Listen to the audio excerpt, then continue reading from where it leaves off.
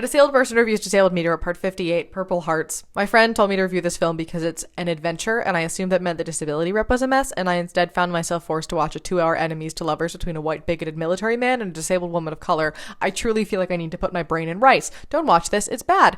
Basically, the concept is she has type 1 diabetes and cannot afford her insulin, so she decides to enter a fake marriage with an absolute butt of a Marine so that she can get health insurance and afford to pay her rent. And he agrees to it because he's a former addict who owes his dealer a lot of money and needs the extra money for the marriage as well. I think that they should have just made this a horror film about how the government lets down disabled people and also how it lets down disabled veterans as well, but for some reason we made it a romance.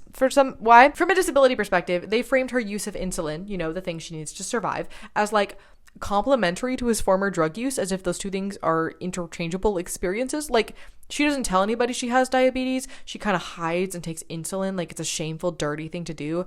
A narrative choice for sure. And then there's a moment where she gets really loopy and nearly passes out in the sexiest way possible, of course. And she fixes that by taking the last of her insulin when that would have actually made the situation worse and she should have just eaten food. Which they well knew because she did that later in the film, and they decided to make that moment romantic between the two of them. In my opinion, having a makeout session with somebody who's currently mid-medical emergency and is not entirely mentally present is very sketchy when it comes to consent. Also, spoiler alert, he gets injured really badly, and yet you only ever see him in a wheelchair twice, one clip in physical therapy, followed by him using a cane, and then at one point he gets angry, so he decides to just go on a run without his cane because that's a great and responsible idea. This movie's a disaster. Who let this happen?